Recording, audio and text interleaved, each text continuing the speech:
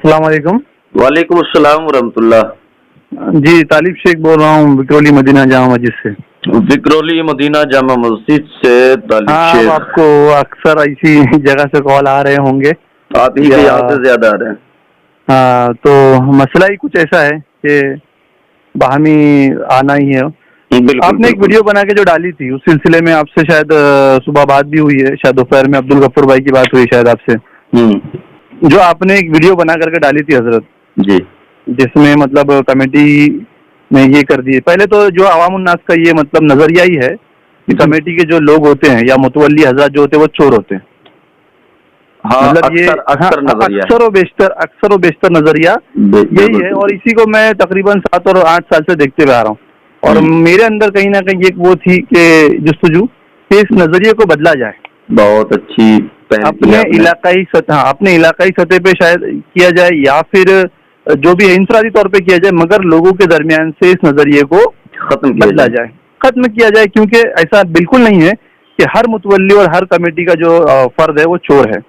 ये मुमकिनात में शामिल नहीं है कि सब चोर हैं, लेकिन हाँ अक्सर ये चोरों की तरफ माइल है। हाँ, तो आप सबके साथ उसको उस फेके को नहीं लगा सकते कि हाँ सब चोर ही है। बिल्कुल, सबको कहने वाला गलत है। हाँ, जिस तरीके से मतलब हर एक आलिम दीन जो है वो गलत नहीं है, है ना। बिल्कुल। चंद एक जो है वो राय रास्ते भटक चुके हैं, हम ऐसा कह सकते हैं उनको। बिल्कुल बिल्कुल बिल्कुल। हाँ, कि वो अपने रास्ते को भटक चुके हैं और पता नहीं वो दुनियाई लहू लहाब में लग चुके हैं और पता नहीं क्या उनके साथ मामला थे। वो अल्लाह बेहतर जानता है, वो बेहतर जानते हैं, है ना। तो जैसा कि आपने वीडियो बना करके कहा कि कमेटी ने जुल्म किया, मैंने भी सुना वीडियो, मैं भी देखा। अब हुआ ये कि नौजवान इलाके के लड़कों को लेकर के इन्होंने क्या किया, एक कमेटी तश्कील दी थी और उसका इल्म ट्रस्ट बनाया, मतलब एक अल अमान एजुकेशनल फाउंडेशन। ठीक। 2019 में बनाया, जिसका इल्म सदर साहब को नहीं था। तो सदर साहब को जब मालूम पड़ा कि एक जगह इन्होंने ले ली है, खानका बना दी। अच्छा, इससे पहले एक और चीज हुई। मुफ्ती साहब एक दफा जो है ना मतलब बोले कि मुझे बड़ा दारुल उलूम कायम करना है, मेरे वालिद साहब की जो है वो ख्वाहिश है, तो उसके लिए मुझे बड़ी जगह चाहिए, मतलब 2-4-10 एकड़ जगह चाहिए। सदर साहब क्योंकि कंस्ट्रक्शन लाइन में थे तो वो उनको करजत ले गए। करजत में उनको जमीन दिखा, एक जमीन उनको बहुत पसंद आई। सदर साहब ने बोले कि इसका सौदा कर दूं, तो बोले हाँ कर दो, ये जमीन मेरे को पसंद है। सदर साहब ने उसी वक्त मतलब उस शख्स से उस जमीन का सौदा किया, 20 लाख रुपया बयाना दिया। कितना? 20 लाख। 20 लाख रुपया जाती। ठीक। चंदा नहीं, किसी का 1 रुपया नहीं, किसी का 2 रुपया नहीं। सदर साहब ने बोले ठीक है, कल पैसा पहुंच गया, ले पैसा ले ले। 20 लाख रुपया सदर साहब ने उस जमीन का बयाना दिया। 8 से 10 एकड़ के करीब वो जमीन थी, सिर्फ इसलिए कि इसके ऊपर एक दारुल उलूम बनेगा। ठीक है, अब ये हो गया, जमीन खरीद ली, जमीन का सौदा हो गया और वो जमीन के बाकी की रकम भी उनको अदा करनी थी। तो जब सदर साहब को ये बात मालूम पड़ी कि खानका जगह ली है, ये ली है, वो ली है और वहाँ पे नौजवानों को तालीम दे रहे हैं, औरतों को तालीम दे रहे हैं, और उसके लिए सदर साहब से इजाजत नहीं ली, मस्जिद से हटके मतलब काम किया उन्होंने। तो सदर साहब ने उनको बुलाए और उनके बड़े भाई को बुलाए। ठीक। कि भाई मुझे ऐसी सी बातें मालूम पड़ी है, क्या है, सही है क्या? और तुमने वहाँ पे मतलब ये जगह लिए तो मेरे से पूछे क्यों नहीं? और मैं तुम्हारे को इलाके में यहाँ पे लाया हूँ और मैं तुम्हारी हर चीजें पूरी कर रहा हूँ। अगर तुमको दारुल उलूम बनाने के लिए मैंने यहाँ पे 60 बेंच का वो बना के दिया दारुल उलूम, जिसमें तुमने एडमिशन भी ले लिया नौजवान बच्चों का, जिसके अंदर बच्चों को 7वीं 8वीं छुड़वा करके उनका जो रेगुलर स्कूल हो रहा था वो छुड़वा करके मस्जिद में एडमिशन दिला के मस्जिद में ही रखा गया। मतलब वो वहीं पे रहते थे, सोना खाना पीना सब मस्जिद में, उनके अखराजात सारे मस्जिद से मतलब होते थे। तो आपको एक अलग से ट्रस्ट मतलब अलग से एक इदारा कायम करने की जरूरत क्यों महसूस हुई? ये सवाल सदर साहब ने उनके बड़े भाई के सामने कायम किया। ठीक।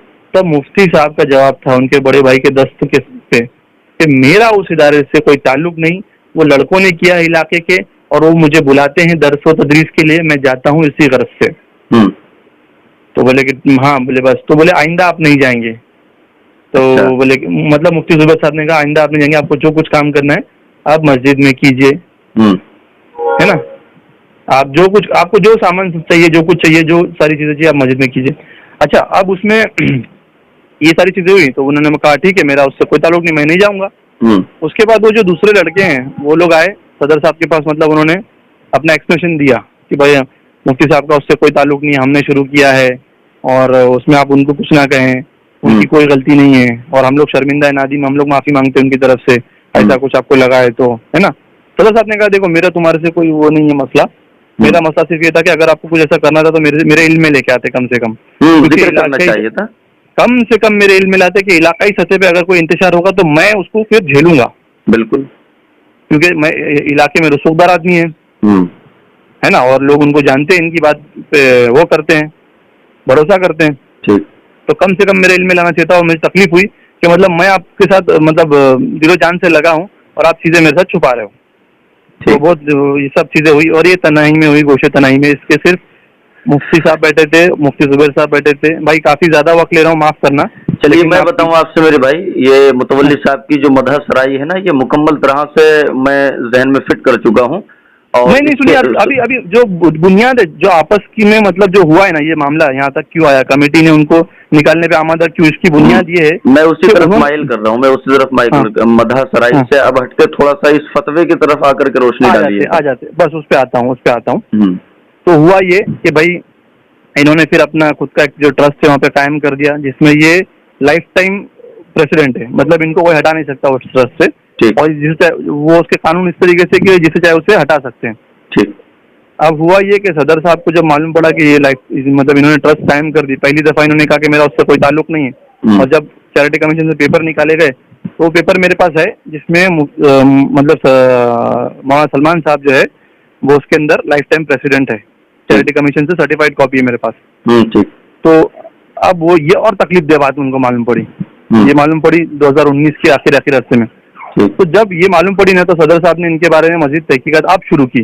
इस शख्स ने मतलब मेरे को बाईपास कर दिया है, क्रॉस कर दिया है। अब इसने अपना खुद का एक इदारा कायम कर दिया मेरी इजाजत के बिना, और ये उसका सबूत है कि इनके पास ये ट्रस्ट रजिस्टर्ड है। तो जब इन्होंने इनके बारे में तहकीकात शुरू की तो उनको बहुत सारे ऐसे मामला जो मालूम नहीं थे वो मालूम पड़ने शुरू हुए, है ना। और रहा सवाल जो वीडियो बनाने का है, तो वीडियो बनाने के लिए मतलब मैं खुद एतराज किया था इनसे कि हजरत मतलब आप ताजु शरिया के मुरीद है, मैं तो ऑडियो रिकॉर्ड कर रहा हूँ आपका, और वीडियो पे आएंगे तो कल को मरकज की जानिब से कुछ होगा तो उसका जिम्मेदार कौन होगा, उसमें क्या होगा।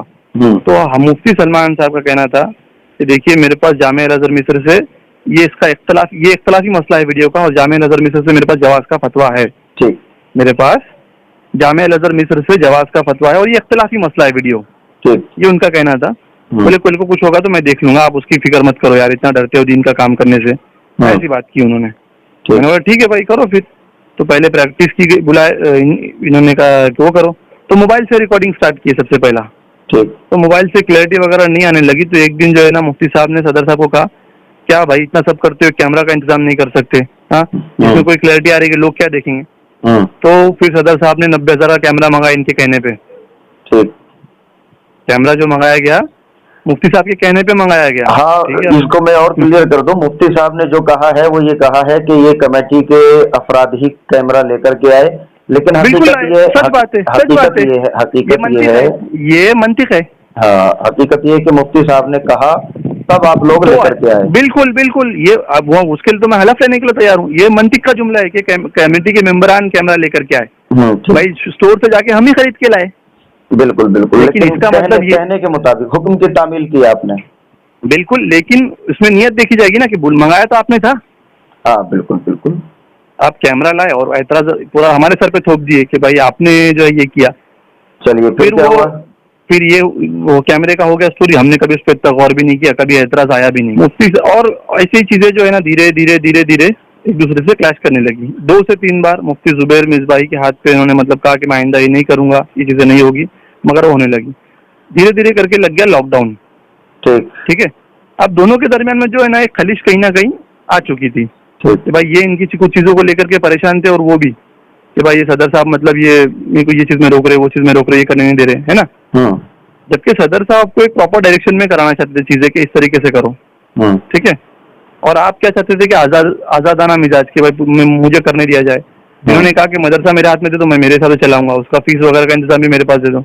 सदर साहब ने कहा देखिए मैं फीस वगैरह का इंतजाम आपके पास नहीं देता हूँ, आप चलाओ अपने हिसाब से, लेकिन आप इल्मी मामला देखो, फाइनेंशियल जो मॉडल है वो मैं ही देखूंगा और वो ट्रस्ट देखेगी, क्योंकि ट्रस्ट आपके हाथ में पूरा का पूरा उठा करके वो चीजें नहीं दे सकती है। कलेक्शन भी आप देखो, सारी चीजें आप देखो, वो कहीं ना कहीं खलिश हुई। और मुफ्ती साहब ने साइड बाय साइड अपना एक खुद का पैरेलल ट्रस्ट बना लिया, उसमें चंदा करने लगे। अच्छा, उसमें चंदा करने लगे, इलाके में भी और इलाके के बाहर भी। ठीक। आलामान, मैं एक ऑडियो भेज रहा हूँ अभी इसके बाद, आप जी। सुन लेना उनकी आवाज। और उसमें उन्होंने कहा है कि जिन लोगों ने आलामान में चंदा दिया है मैं उनका बहुत शुक्रगुजार हूँ। और वो मार्च लॉकडाउन में जो रमजान था 2020 में जो रमजान आया था उसका ऑडियो है, उस टाइम का ऑडियो है वो। मुझे व्हाट्सअप कीजिएगा वो। मैं कर दूंगा वो भी आपको इंशाल्लाह।